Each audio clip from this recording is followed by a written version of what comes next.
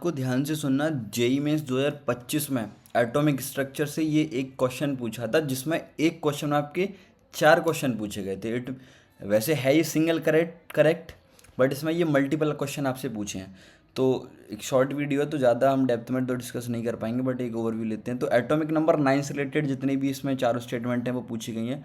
तो atomic number 9 आपका होता है फ्लोरीन का, ठीक है।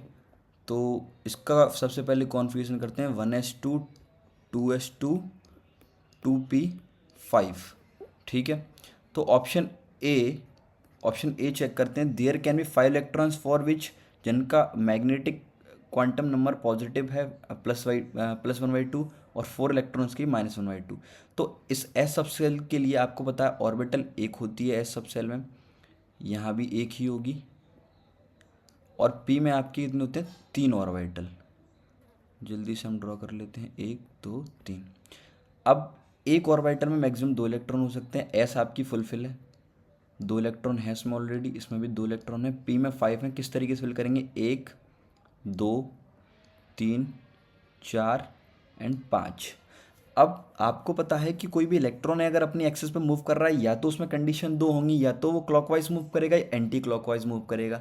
डिपेंड करेगा आप पर, आप उसको पॉजिटिव साइन से लेते हैं या फिर नेगेटिव से लेते हैं। ऐसा कोई भी रूल नहीं है कि अगर क्लॉकवाइज मूव कर रहा है तो आप पॉजिटिव साइन लेंगे, और अगर एंटी क्लॉकवाइज मूव कर रहा है तो आप नेगेटिव लेंगे। वो आप पर डिपेंड करेगा।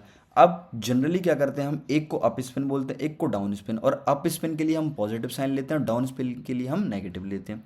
तो इलेक्ट्रॉन फटाफट से काउंट कर लेते हैं, 1 2 3 4 5।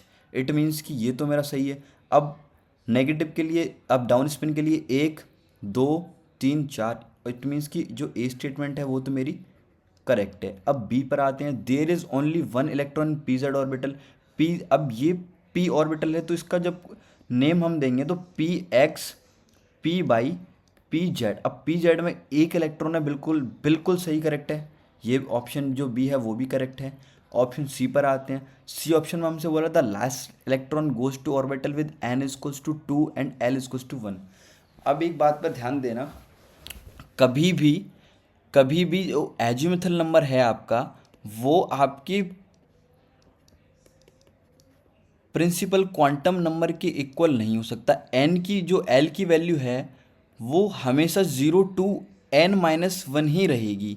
तो इसमें ज़रा देखना, तो यहाँ पर प्रिंसिपल क्वांटम नंबर n की वैल्यू 2 मिल गई, और आपको पता होगा कि जो एच सबसेल है इसके लिए एल की वैल्यू 0 होती है, और पी की